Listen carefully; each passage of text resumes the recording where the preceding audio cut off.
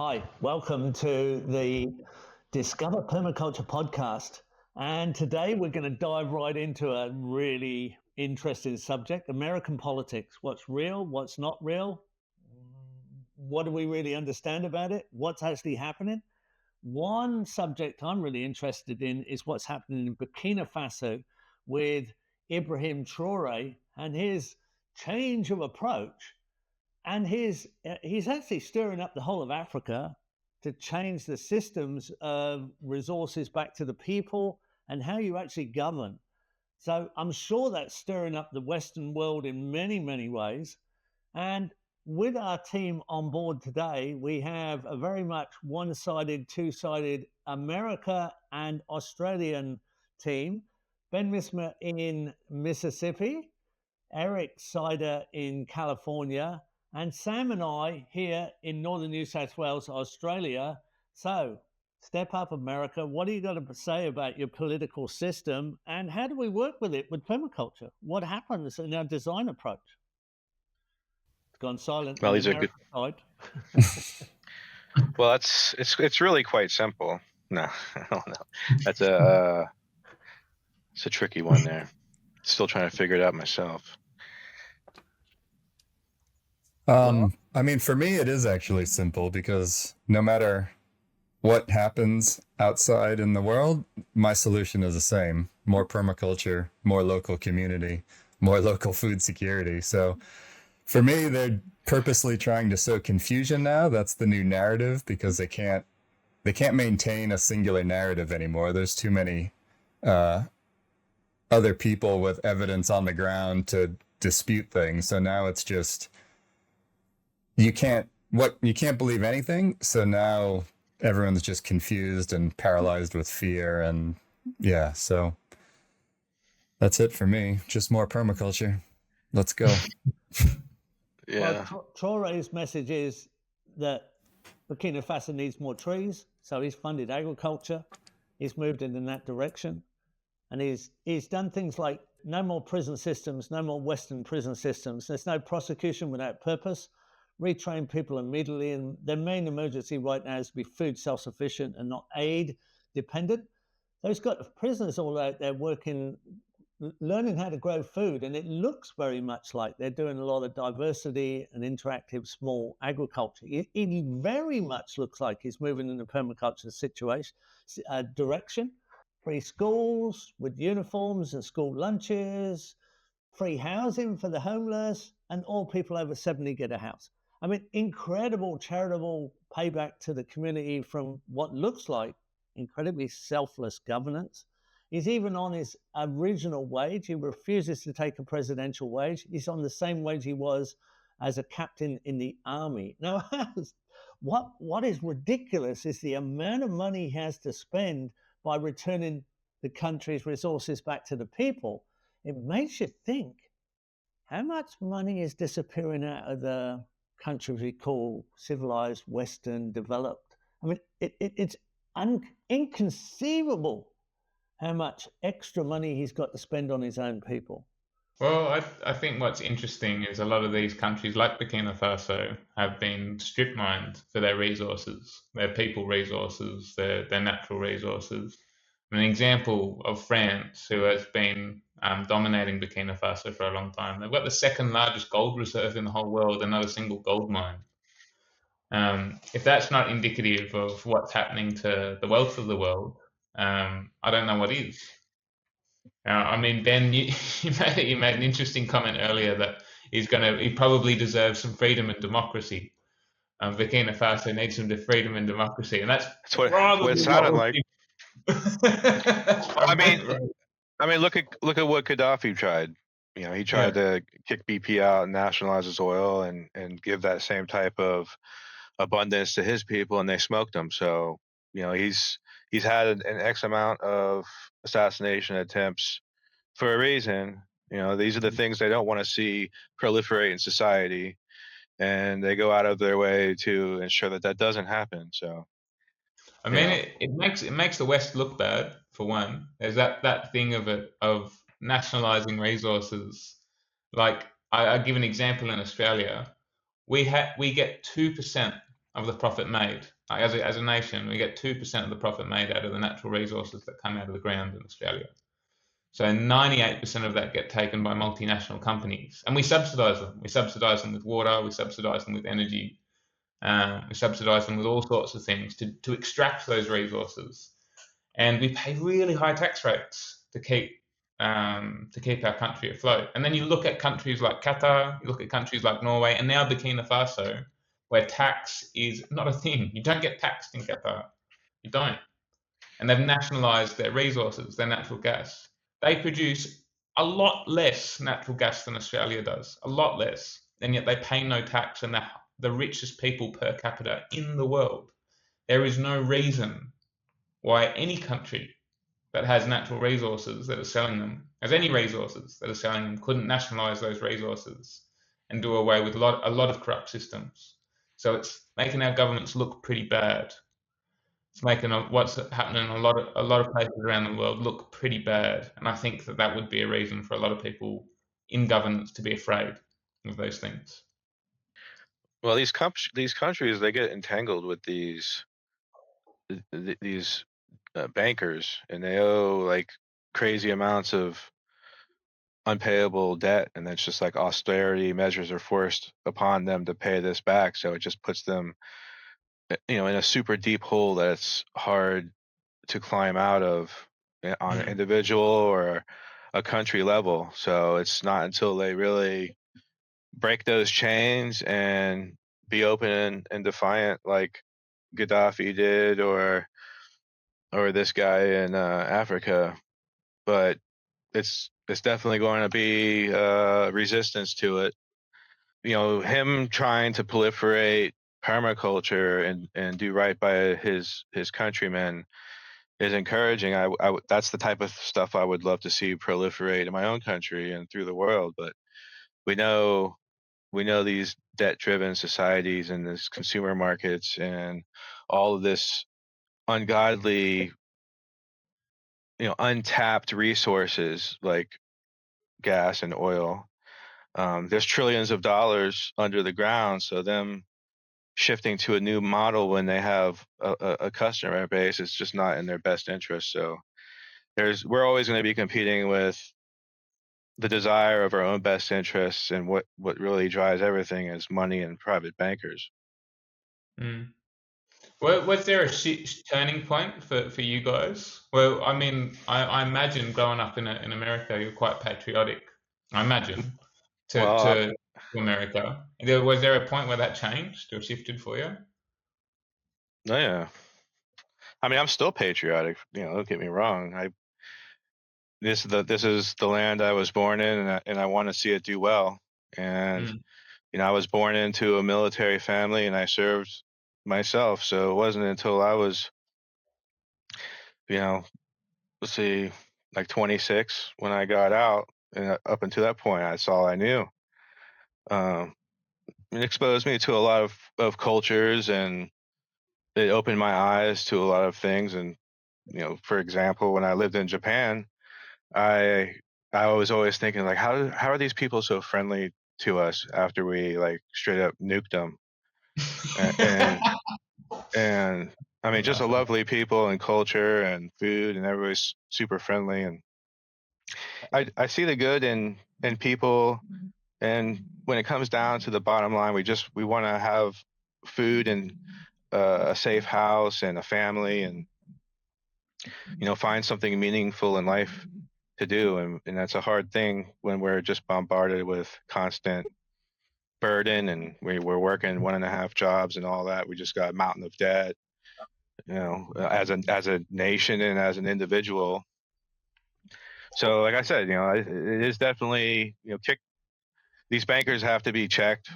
And this I don't even know, was it 53 trillions or hundreds of trillions? Who knows what the debt that they are truly in at this point? But it's a hole that will never be filled. So it's literally a permanent indebtedness. It's a permanent slave situation where vast portions of your energy and your wealth are expended on their behalf, and it's not a good state to be in. And what's true freedom look like? It's liberation from that unpayable debt and the shot at a better future. So how we decouple that, it's not going to be through politicians. We've seen enough of them come to power with this alluring song and dance, and they deliver on shit. Their checklist of promises and what they deliver, most of the time it's 180 from what they promise us. So it doesn't matter if it's a left or right paradigm. I've been in and out of both.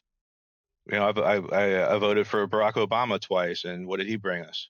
He took us from 2 wars to 7, and like torture programs, and you know, he sold us out to the bankers. But he came in with a pretty smile, though, didn't he? Same shit with Trump. You know, we're gonna end this bullshit. We're gonna take on the corruption. We're gonna root out blah blah blah blah blah blah blah. Zero. So keep holding your breath. Keep relying on politicians to change the condition. As the system isn't broken. It's operating on 12 cylinders, and now it's powered by AI. So, you know, put that in your pipe and smoke it, and realize the situation we're in, and come up with a viable, knowing that, come up with a viable alternative and a way to support it.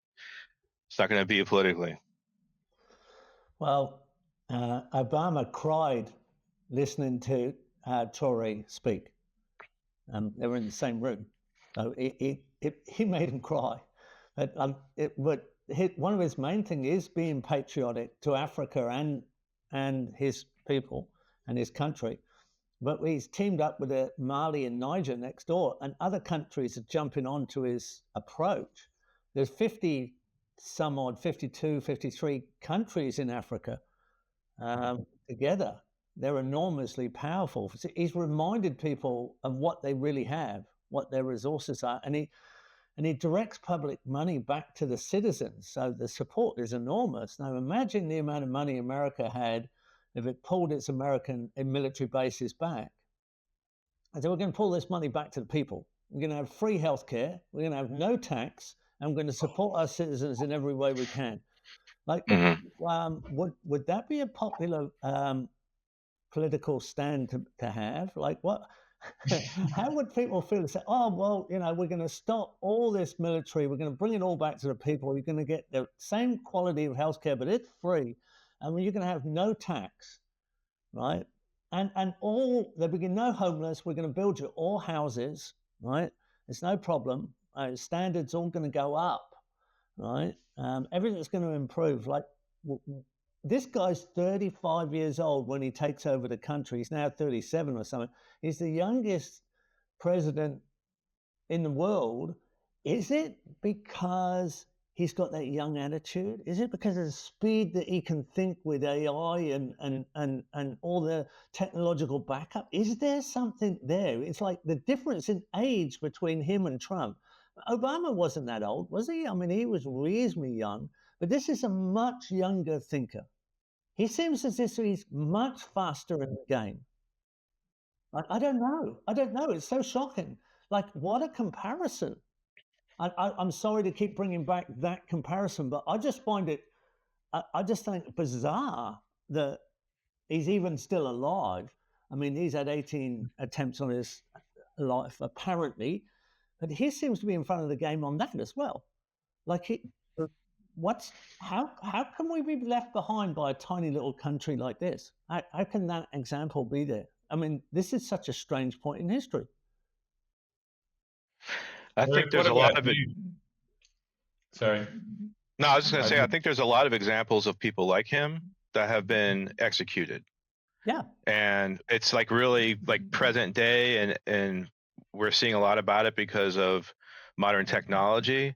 Yeah. But if you took a real serious look back in history of all of the popular leaders that were like mysteriously executed or had some sort of color revolution started to overthrow their government, the number is going to be quite staggering. But that type of leadership and the people desiring that type of leadership is common, even over here. I mean, Trump, he ran on an anti-war promise, I'm shutting this shit down. We're gonna end this bullshit. He talked about the Bush era and how they screwed up in Iraq and how stupid they were. And we're like, yeah, good. He gets it. He's calling out. He's promising to end the shit. Ukraine, day one. We're gonna end that. Blah blah blah. And just like Obama, he takes it from this and it just expands it out. So what's I'm going to that about? sell all my real estate. I'm going to sell all my businesses, and I'm going to donate it into free healthcare and free houses for the homeless. And I'm going to drop my wage to less than $1,000 a week. And you think it would have made him a bit more popular? And say, if you execute me, it's okay because I don't mind, because I'm going to leave a great legacy for my country and how it should be led.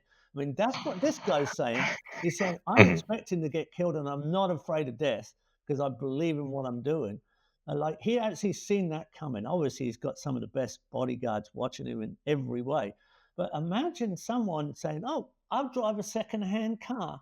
I don't need a it's like, I don't mind being audited, right, on my life.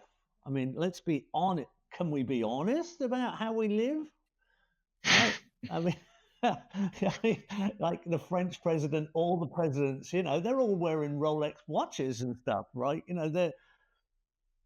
What is honest and what's worth living for? Like, what is real that you can put out in front of people? Can we just... I mean, it seems that America has so many layers that you can't even get through the layers of cover. And yet, where's all the money go? Can we just get an audit on that somewhere? I mean, we're in a planet where we can't even agree that we've got an environmental crisis. We've got a whole climate thing that's all in debate. But there are plenty of numbers about the environment. There are plenty of numbers. And it's almost like, oh, does the environment really matter? Do we have to have a natural connection to have a happy life? Or can we just live in a 15-minute city with a digital currency and a laboratory-grown food? I mean, I think all of us, really, if we're honest, we love the environment. We love the wilderness. We love the living things of Earth. And we're disturbed by its destruction, but we're even debating about that. I mean, why isn't there someone standing in politics saying we can be energy audited? It's okay, we don't mind. I mean, did Gaddafi and all the others? I mean, there's a lot, like you say, but did they really open the books up and say, this is what we've got, this is what we believe in?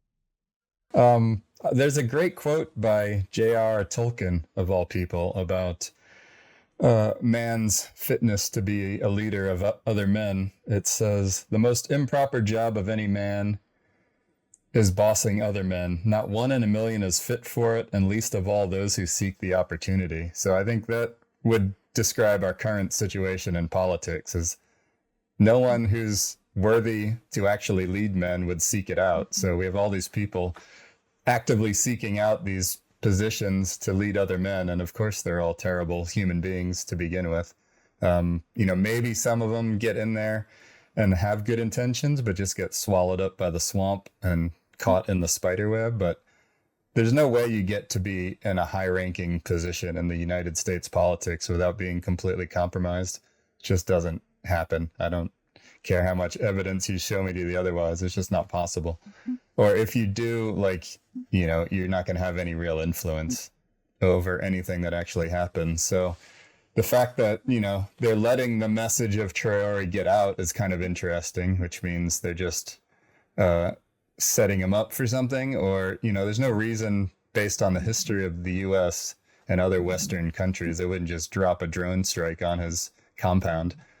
So he can't just keep saying things that are contrary to the narrative they want, but maybe they realize they can't hide these things anymore. So now they have to come up with another way to just sow confusion and doubt. I don't know. I mean, I think back to your original question, Sam, when did I start realizing that America wasn't the young upstart resistance anymore? I blame Calvin and Hobbes And then I also blame stand-up comedy. Funny enough, a profession whose job is to lie actually tells more truth than anyone. So, Richard Pryor, George Carlin, I mean, they all were telling you exactly what was going on like decades ago. So, yeah, I don't think anyone can claim ignorance anymore. There's too much information to the contrary. So, why would anybody still put their faith in these institutions that have shown not only are they incompetent, but they're psychopathic in how they operate? Yeah, I've got to say, looking from the outside in, watching what's been happening in the US recently, I can't help but see this thing that's happened with Trump. It's like that times 10. I feel like I've watched so many people wake up to the reality of how innately corrupt not just American politics are, but global colonial politics. I mean, we're still in an era of colonialism. It's just dressed up in bureaucracy. Before it was like really active genocide, would go in and would shoot up people and would take over their governments. Now it's just really corrupt bureaucracy with calculated killing, with killing of people in a way that's made to look like we're liberating or helping or freeing people. And I mean, what's happened with Trump is he got elected on lies, didn't he? Just a big string of lies that he hasn't enacted or done. I don't know how you don't get outraged about that. I don't know how you don't get upset about that. Crisis is used to push politics. Mm. And it looks like there's set up crisis. Like it is created crisis to push politics. I once asked Bill Mollison, should we start a permaculture party? And he said, I see no reason to enter politics. There's no point in entering a corrupt system to try and change it because you just get corrupted. But we could start the Permaculture People's Party. And the first objective would be not to get elected. The intention would be not to get elected. Typical Bill, thinking things backwards. But if you got to a state where you became a party that could stand for election, you would be able to write your manifesto. And your manifesto would be permaculture. Like the designer's manual would be maybe your manifesto. The permaculture designer's manual is what we stand for. And then people get a chance to read it. You could make it public, but not to get elected, right? That wouldn't work. That was a strange approach. But what we've kind of got is disaster capitalism in action instead. I mean, we're sort of addicted to a US defense budget, it looks like. And that's where our resources go in America. It's to this defense budget. So you kind of need war to be secure for some reason. Well, you've got all the resources in the world, but you need a war to feel secure. I mean, is that how you see it? Is that how people see it? Well, it's how it functions. Most definitely, disaster capitalism wise. That was what was his name? Milton Friedman. He was an economist back in the Nixon era, and he served their administration for economic advice. But he was all about administering disaster capitalism, and that model still stands true today. But it's essentially any time that there's any sort of catastrophe, whether it's real or imagined, they take that opportunity to push through this egregious legislations that empower bad people and rob us of our tax dollars and put crazy laws in place. So we've had a long slide of shock therapy, one after another. And what's crazy is, like take 9/11 for example. The legislation that came down after that really stripped a lot of things away from our Constitution, and it was pretty alarming. But what they came to the legal system with was thousands upon thousands of pages, like instantaneously. There's no stop and let's reflect on what just happened and sit there typing for a year to publish this text. It's like instant, no questions, stamp it. What are you, not patriotic? This is what are you doing? We have an emergency here. So they just ram these premeditated, egregious things. They have a whole shelf full of them, just Right. waiting for the next catastrophe to Hmm. lay it on us. So it's definitely Catastrophe in problematic. quotes. Yeah. Well, It's almost it- like they're waiting or they're enacting things, right? Well, then there's above board budgets, and then there's black budgets. And recently on the Tucker Carlson podcast, a former Bush administrator, her name was Catherine Fritz. She was talking about this $21 trillion underground operation that they've been working on for decades. So like just massive infrastructure below ground. And, she's talking about alternative technologies that they use to power that type of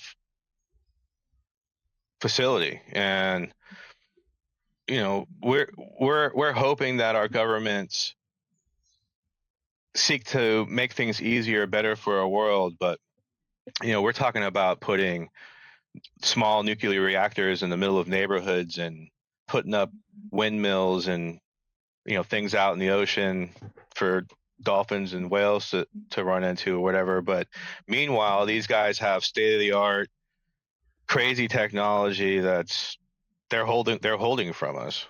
Yeah, I can't help but see a situation that a lot of the countries of the world are in, and they're entirely manufactured. It's not true. And I mean, when we look at it from a permaculture lens of the problem is the solution, it's innately true.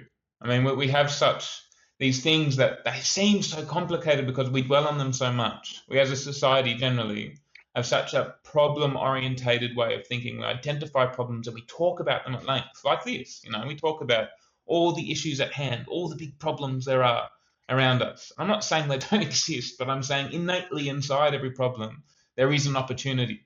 There is a solution, which is touching on what you were just saying, Ben. If a problem arises, the problem arises globally, like even this scandal that directly affects the president, the Epstein scandal, that is a fantastic opportunity to be passing bills that no one's looking at. It's a fantastic opportunity to be doing all sorts of things while we're stuck in this scandal, because we're not focused on that sort of stuff. We're focused on this problem. We're talking about this problem. It's a good bit of gossip. So everyone wants to talk about it. We've got to talk about it. And we're not identifying tangible solutions. Like for that issue, tangible solution is we'll talk to the victims. We'll stop talking to the perpetrators who are denying it. Always talk to the victims that it happened to. And then we'll get some clarity around it. Or more importantly, talk about the things they're trying to obscure with the sleight of hand. They want us talking about Epstein, but we're talking more about, like, I don't know, the collapse of our fiat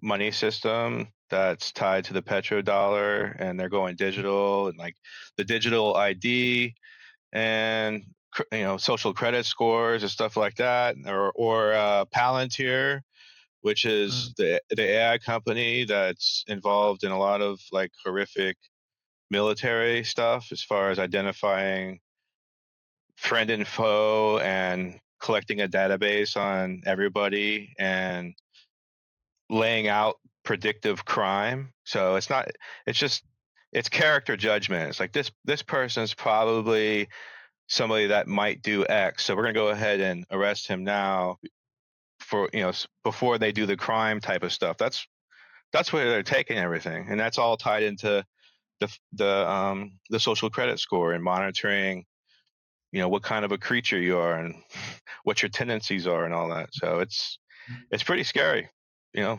really. No, But it is. Absolutely, it is.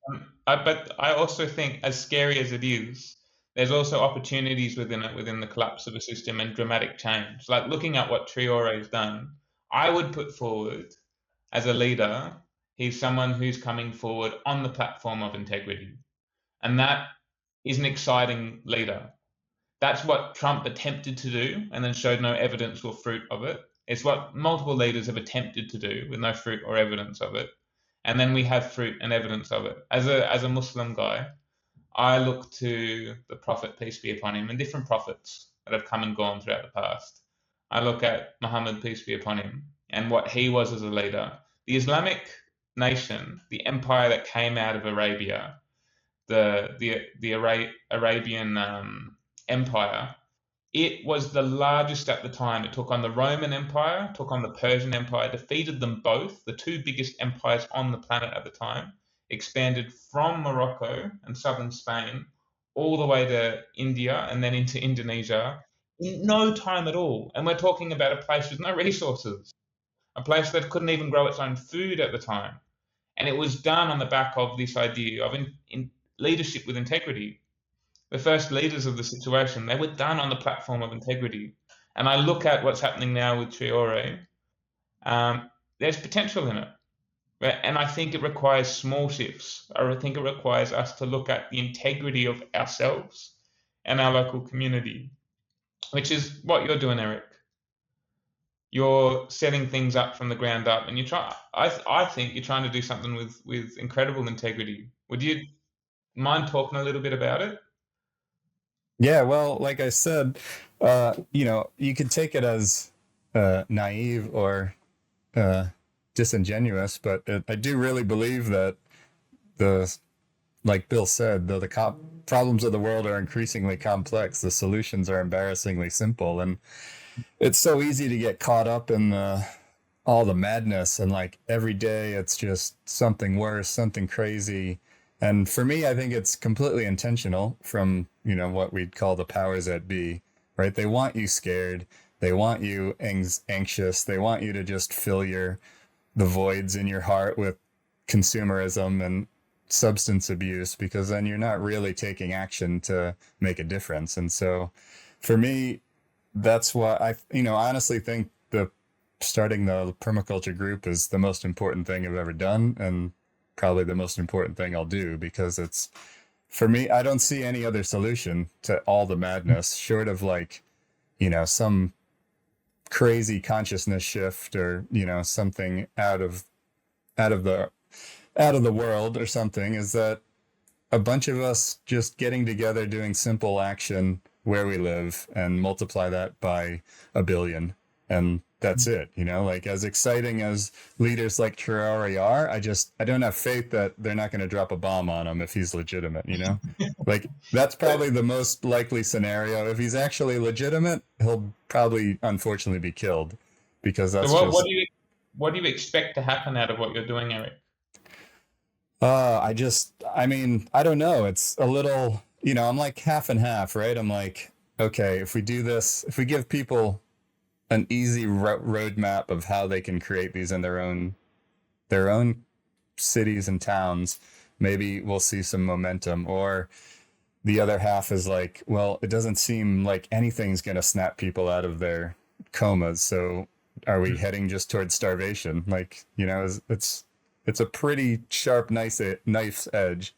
And I'd say it's a pretty dramatic difference on either side. It's like, we need literal starvation to finally snap people out of it, or we just need to give them simple steps to keep moving forward. But I think it really is going to take people taking the reins. Like, you need somebody to just step up and do it, because most people just talk about shit. They don't do shit. And so all my interest right now is like, I'm just done with people who talk a good game. It's like my whole life has been surrounded by people who talk, and it's like the amount of people who actually are willing to step up and do shit is so minuscule, it can be disheartening. But if that's your intention, they'll just start coming out of the woodwork, and nobody's perfect. Everybody's got funny things that you wonder, oh, should I work with this person? But for me right now, it's like, are you about doing shit on the ground? Then let's go, because we don't have time for anything else. So what exactly is it that you're doing, Eric? Like, what exactly are these community groups doing? Well, it's more or less straight out of chapter 14 in the designer's manual. It just is like a precursor to the bioregional organization. So it's small community groups, nonprofit community groups based on the local government area. So in America, we have like almost 20,000 distinctive local government areas, and you name it. Like, mine's Permaculture Fair Oaks, so it could be Fair Oaks Permaculture, doesn't really matter, but it's important that it's you identify with your local government area, because then you are a part of them and they are a part of you, and that's how you kind of legitimize yourself to the area and to the government. And that's really the only way we have to make real change, is from the bottom up. So like city council, town council, like that's the starting point. So it's just, in the simplest form, it's just a group of like-minded people who meet once a month, and it can go from there. You can do group work parties, permablitzes. You get enough people showing up together. You get public demonstration sites, share knowledge, share successes, share failures. And after enough time, people start noticing, and they're like, well, what the hell are these guys doing? And of course, like any proper permaculture group, it's going to be a whole heck of diversity. And no one can be like, oh, well, that's weird. There's these people and old people and young people and poor people and rich people. And it really confounds politicians because they don't understand how so much diversity could be in one group of people. Geoff, you've started a couple of these, haven't you? Yeah, I've started the oldest one now. It's over 35 years old and still really super active. And it really makes the area very insured. You feel secure in that landscape, and you've got something with real meaning to look at. And it's not just growing things, it's actually house design to be more energy efficient, improving transport systems, setting up environmentally friendly waste systems. It's a whole set of positive stuff that you interact with every day just to live. I mean, these are people standing on that sort of issue are worth voting for. They're people who can achieve that are really leaders. I mean, we keep sort of installing arsonists, really. You know, there are people who go around lighting fires and selling hoses. And if you've got someone who's going around lighting fires and then going, I've got lots of hoses for sale, would you call them a leader? You call them an arsonist. They're an arsonist. We'll go around and cause all these issues, and then we'll sell all this weaponry. I mean, you actually look back at what's happening. These issues have been created. But like, how about we just sell you on solutions? We've got these great ways to live. We don't need all this like problem. Everybody needs it. Like, nobody doesn't need this. And yet we set up false I'd like to shift the blame. I don't think it's the fault of our leaders necessarily, but I look at, so when I ran for my local council when I was 17 years old, I ran for my local council area. That's how I got into permaculture. I thought I was going to go into politics, you know, and that was going to be my my footing. That's what I was going to do. A ludicrous idea, really. But my concept for it, what I ran on, was this idea of community meetings, which is what I guess made me connect to Geoff so quickly, become so interested in what you were doing, Geoff, with your community meeting type initiatives. But the concept was that we as the people, we weren't providing the solutions for our politicians to act upon. We were waiting for a politician to come along and tell us the solutions because we're such a problem-based society, because we're so obsessed with problems. So all the politicians have to do for a problem-obsessed society is talk about problems, and they get our attention because that's what we talk about anyway. If we were only talking about solutions, if we were only interested in solutions, if we enacted solutions, then problems wouldn't get our attention, solutions would. And so the premise of what I ran on was we meet monthly, it's open for all people to come, and they must be people willing to enact solutions, willing to do things. So you come and you say, okay, these are problems I identify in my local community. You go, okay, cool. We write up those problems. We'll group that. That's like parks, that's roads, garbage collection, water, all these different issues. Okay, so now these are topics. You go into them and identify the major issues that you want to work on, you want to see change. Now they go and identify the major issues. We write the issues up. We go, okay, we've got to pick 3 or vote on them, which are the most important issues. Talk about, okay, they're the most important issues. Now talk about how you are going to solve them. What are the resources you have to bring into it? And it could be something as simple as lobbying or writing. It could be, I have a landscaping business. I could contribute this many hours of labor to improving the parks. Or I have an excavator. I could contribute my excavator to the fixing of these roads. And then we go, look, council, we the people, we have solutions for our problems. We have something. And you, as the administrative body, you just need to administer. You just need to administer what we're doing. You don't need to provide the solution. You don't need to tell us about the problem. We know them already. And when I ran for council, there was one group when I ran for council that really stood out. They were called the Blackheath Community Alliance. They were a small group that met every month. They had 30 different organisations that had a different representative from those different organisations come every month, different representative from each organisation. They represented more than 1,000 people between all their community organisations. It came from a town with only 5,000 people in it. That's a huge proportionate representation of that town. That was nowhere near the largest town in the council area, nowhere near it. But they had the greatest power because they organised and they knew what they wanted. They said, this is what we want.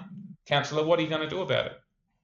What are you going to do for us? This is our list of things that we want. That's what they did when we had the councillors briefing. Gave us the list. We'll elect you based on how you answer these questions. You're No one else people, did that. You're giving people a directive to act, which is ethical, and they're making it in. This is our directive to act. We've decided this is the way to go. Instead of feeding the outrage, like you can feed the flames if you like. You can be an arsonist, and it'll keep burning, and everyone will be outraged. Or you can work out how we control the fire and fireproof the landscape and get on with stuff and a positive directive to act. I mean, it's so easy to make people angry. That's very easy. It's very hard to get people together to agree on what is the positive direction to act. As a supportive of our community, we can all do that, but we need some kind of platform to operate on, so that what Eric's doing and what I've done with the groups has worked, and I had to set it up so it worked without me. As a founder, I had to step away. One of my rules was like, no gurus, get out of the way. You don't really need to be there. The people as a group, they need some kind of system to work within the legal operating local government, but that's all, right? Just basically fulfill the rules of the local legislation, but allow the people just to run it, right? I mean, it takes a little bit more thought than feeding the outrage. Feeding the outrage is just like, getting the angry mob excited into violence. And then that dissent just makes it like, it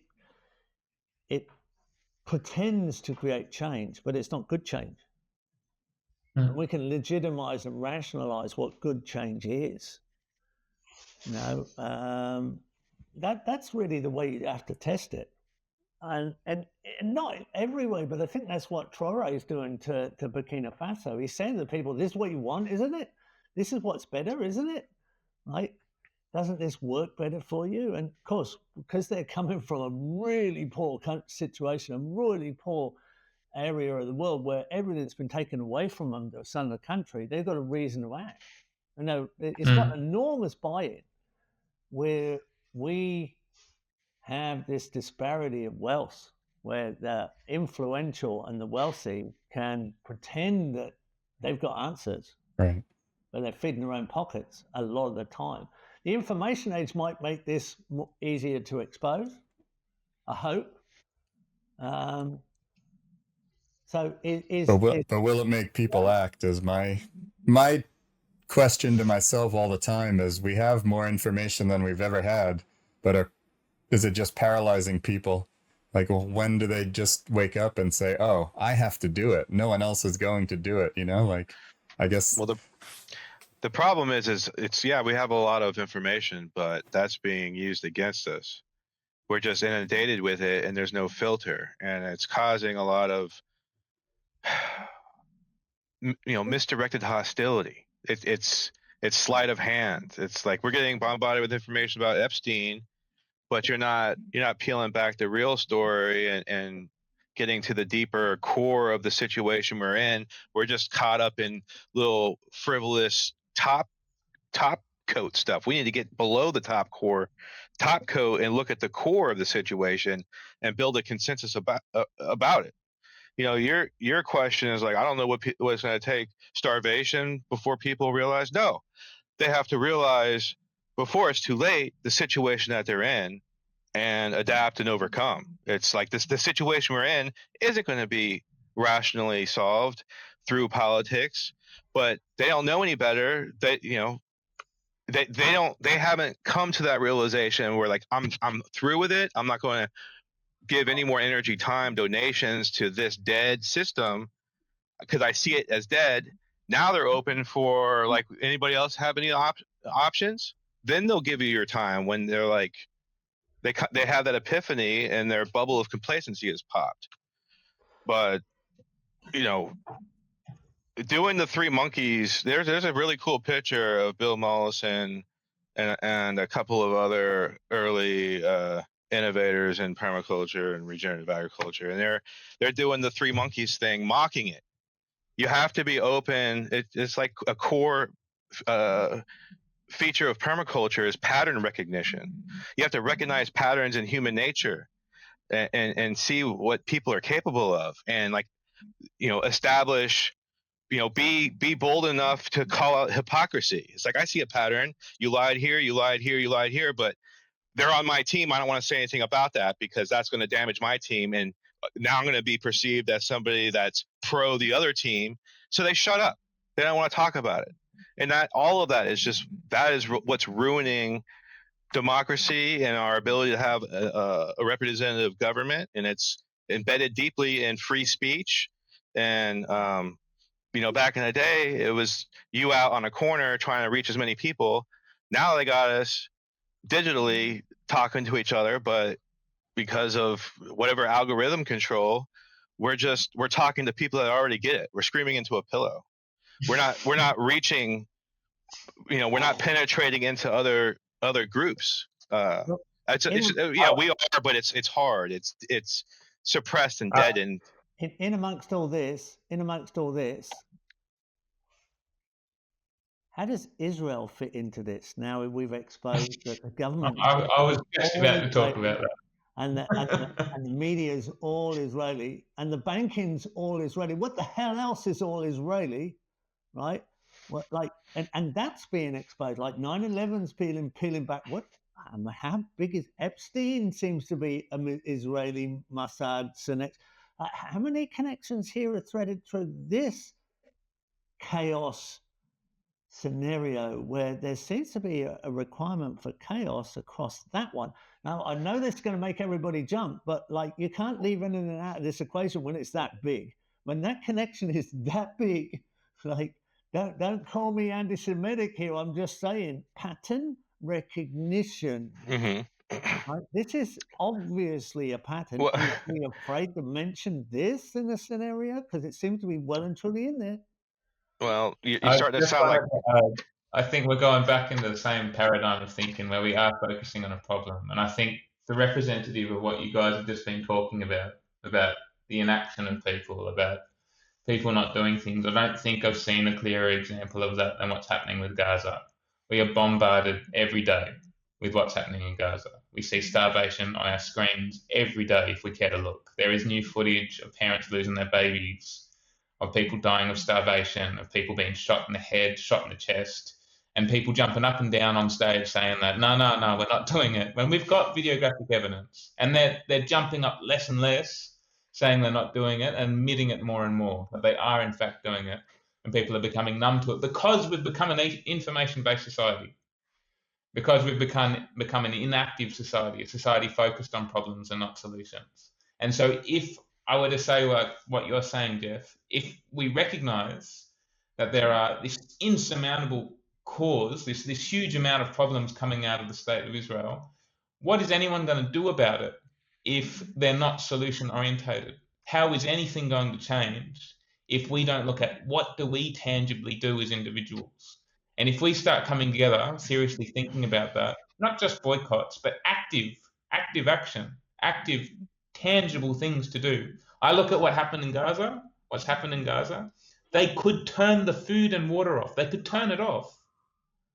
Imagine how many little Gazas are being made in the world with our inaction, with our lack of action, with our lack of growing food, with our lack of water sovereignty. How easy would it be to just turn the tap off if you wanted to control the population of people, if you wanted them to move, if you wanted to create something new there instead? It's common now that we're asking, does Israel run America? Is A lot of Israel? people are. Seems to be that way. I think Yeah, it's but also important so we don't get locked into the nonsense anti-Semitic trope is like nobody gives a shit what your religion is. Like, what is your government doing? Like, there's plenty of Jews who are abhorrent about what their government is doing. And the I mean, it's not Israel, it's the US. We're all fucking complicit, all right? We're all complicit in the genocide that's going on. Like, let's just stop the fucking blame game, you know? Like, we're all consumers, we're all feeding the machine, right? So unless there's an alternative, and we need to create an alternative system, because you can't protest a system you depend on. It's like, what are you talking about, right? So we need an alternative, and the only way to build an alternative is from the ground up, you know, more or less in secret until the government is irrelevant. Like, that's the only, for me, the only peaceful solution I see is the government just becomes irrelevant, because you're not going to get in an arms war with a government that doesn't care about dropping bombs on their own citizens. You think if really the people who control the world really felt threatened, they wouldn't just turn the drones on ourselves? You're crazy. Like, we're literally, psychopaths are in charge. Why else would they be poisoning the planet that they live on? They just don't care. They're just like, you know, it's just profit and power is above all else. These aren't reasonable people.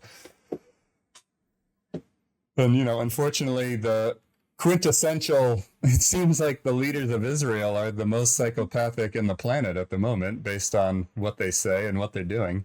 Well, there's actually people saying, I can't look at it, don't look at it. It's wasting, you know, you're wasting your time. Right. I've just got to ignore it. I mean, how? Like, I don't know how you can feel human and do that. I haven't surfed for over 3 months because I haven't felt good about Gaza. I haven't felt good about going out for a surf because I feel like I'm not justified to do it. Something I love. Like, you know. But does that help anybody if you're like focused on the misery? Because you're not putting the positivity back in the world that we need, you know?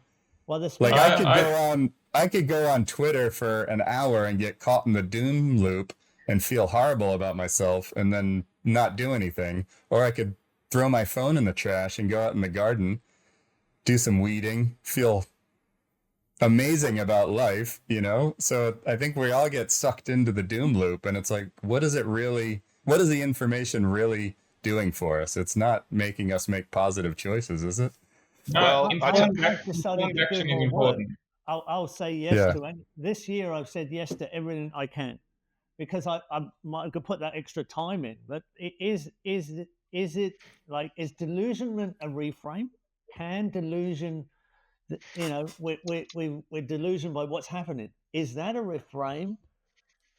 You know, is the disaster the point that pushes us over the edge to a new system, not a dead end? Like, it, you know, we could say it's all going to end now because they can genocide everything and then lock us up. Or is this the point that turns people? Is this the most negative thing that's happening?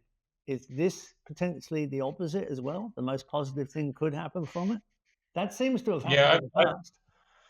I don't believe in or agree with the idea that we shouldn't be aware of what's going on and should focus on simply acting. I think action needs to be informed by current circumstance. And if we look around and we look at what's happening, it should give us an impetus to act. That should be our mindset. We should be seeing these events and these occurrences and feel inspired to act upon things. The Prophet, peace be upon him, in Islam, he said, if there are people suffering in the world, you should treat it like your body. If your hand hurts, the whole body hurts. The whole body is aware of the pain of the hand. And if we are all one body and there are people being genocided in Gaza, it should hurt us. We should heartbreak every day over it until we act, until we do something about it. We should be actively participating in the change required, and we should be motivated by the suffering of the world.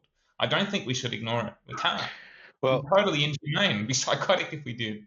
well, part of that bombardment of bad news and realization of a lot of people being exposed to that, it's really drawn a lot of people away from Trump's support base, and it can't. It doesn't sit right with us, and it's good. It's good that we're aware of just how shitty the situation is, so we're not giving blind faith to somebody not knowing otherwise. So, that's a good thing, I think. You have to know who your enemies are, and if they're smiling, if they're smiling at you and you're like, yeah, it's all good, I got your back. It's but in reality they're a wolf. It's better that they're a wolf, and not surrender your trust in your life. Put that faith in that individual or institution. You have to be real with what you have and what you can do based on that information. So, Eric, viewers, Ben, Geoff, what should the viewers do you reckon? What should people do after they see this? Start a permaculture group in your town. That's it. I'll help. Call me up. I'll help you start it.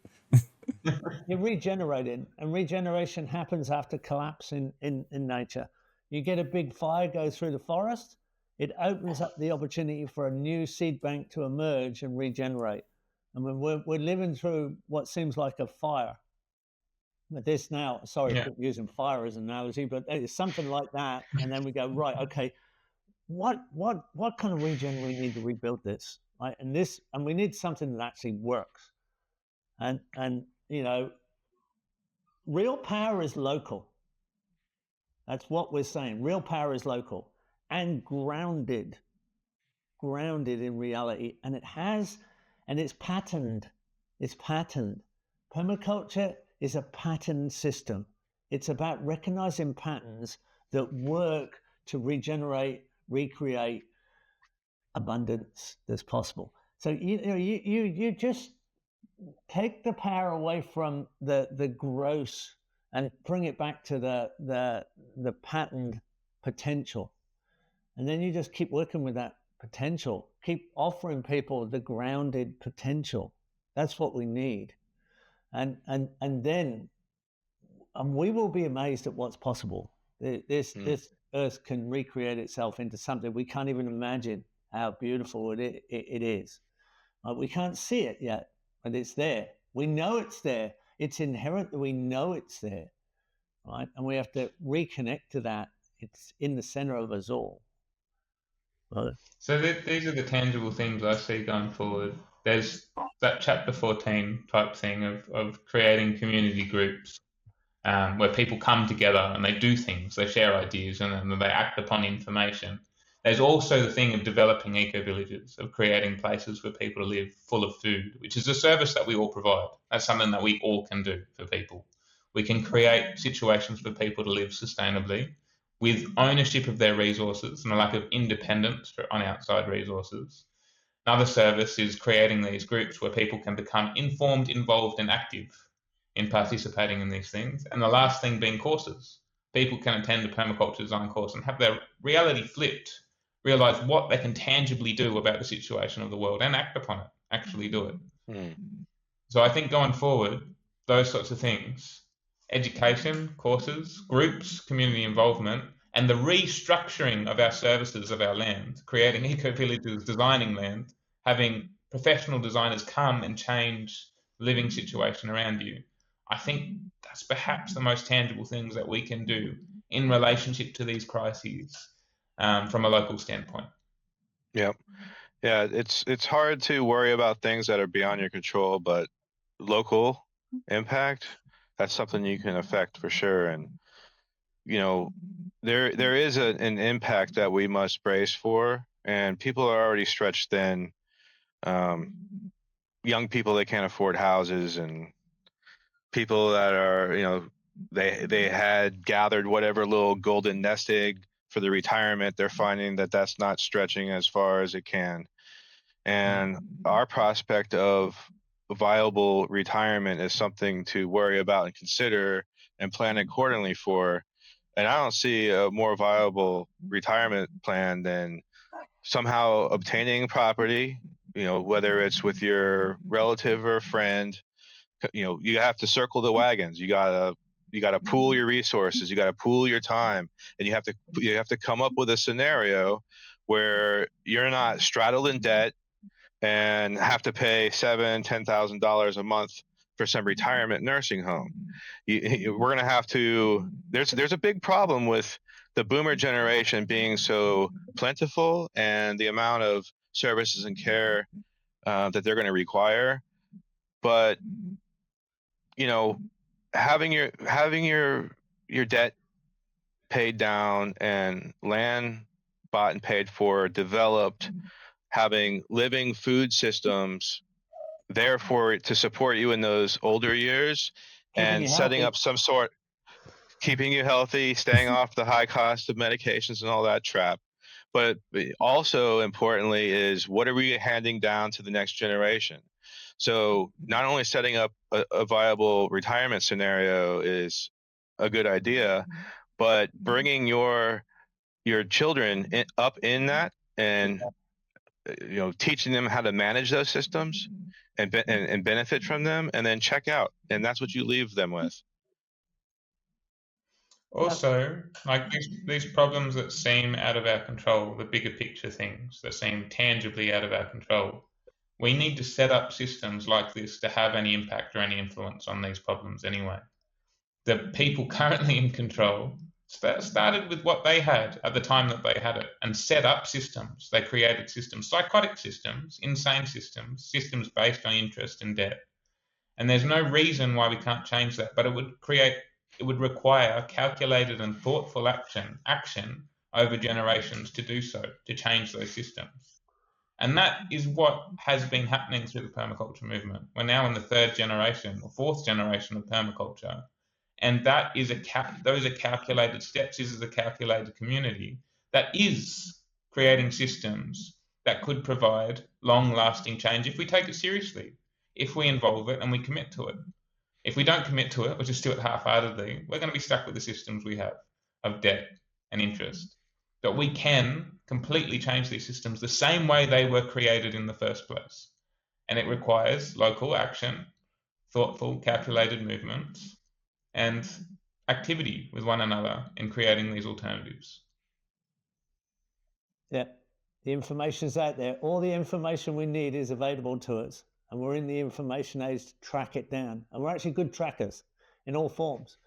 We can track that information, and there's plenty of it. There's more than we need to get this job done. And I think what we're doing here, informing people, getting involved in discussion, talking about this so that people get access to this, is one of the big key things that people need to know. We're informing people here. So I want to thank you guys. This has been awesome, right? And yeah, bring on the next show. We'll talk to everybody soon. Stay tuned. Look forward. Cheers.